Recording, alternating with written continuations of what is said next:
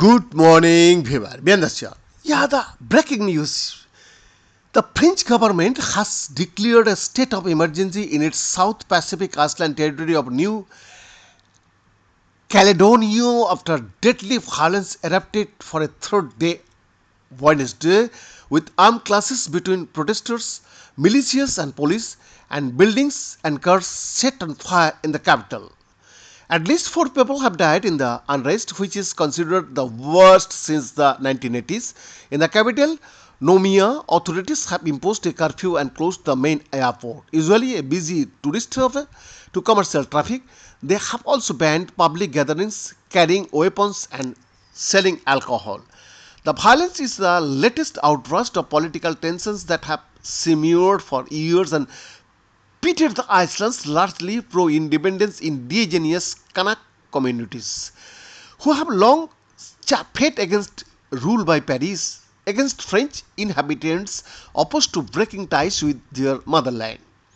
Protests began Monday involving mostly young people in response to the tabling of a vote 10,000 miles away in the French parliament proposing changes to New Caledonia's constitution that would give greater voting rights to French residents living on the islands. On Tuesday, legislators voted overwhelmingly in favor of the change.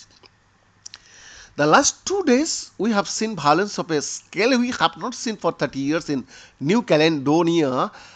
Dennis Fisher, a former Australian Consul General in New Caledonia, told CNN. It is kind of a marking the end of 30 years of peace. The Kanak people are objecting the vote in France not just because it's been decided in Paris without them, but also they feel that they want it to be a part of negotiation, which would include another self-determination vote and range of other things. The proposed changes to the constitution would add thousands of extra voters to New Caledonia's electoral rolls, which have not been updated since the late 1990s. Pro-independence groups say the changes are an attempt by France to consolidate its rule over the archipelago. France's Interior Ministry told CNN that 1,800 police officers and gendarmes are already present in New Caledonia and 500 additional police will arrive in the coming hours.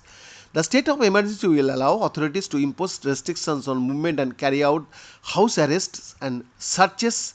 A spokesperson for the French government said the measures were needed to deal with the serious breaches of public order which are occurring. Lying in the South Pacific with Australia, Fiji and Vanuatu for neighbors, New Caledonia is a semi-autonomous French territory, one of a dozen scattered throughout the Pacific, Caribbean and Indian Ocean.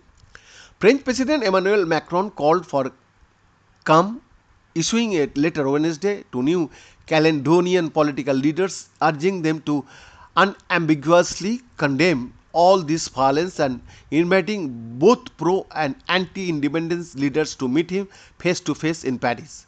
Macron's administration has pushed for a pivot to the Indo-Pacific, stressing that France is a Pacific power as China and the United States beef up their presence amid a battle for influence in the strategically important region. Yeah, New Caledonia is at the center of the plan.